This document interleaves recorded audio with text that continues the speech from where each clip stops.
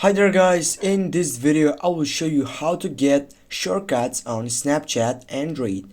Firstly guys, you need to know that right now we are working with Android, but you don't need to worry about it because it is the same process on iPhone. Guys, what you need to do is to go and get a photo on the photo site on the Snapchat, and then you should go for send to. And here, as you can see on my top side, I don't have the option for shortcut. If you get an option for shortcut, you need just to tap on it and it will bring it to the side that will need to choose the friends that will be in this shortcut. But guys, firstly what you need to know is that all the countries are not in the side where everything is allowed.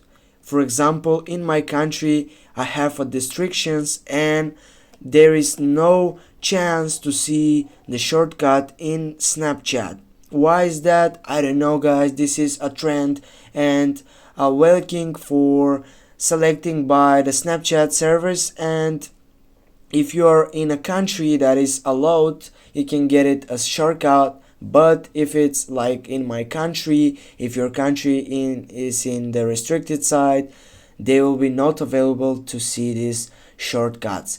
Thanks guys for watching. Don't forget to hit that like and share the video. See you soon guys.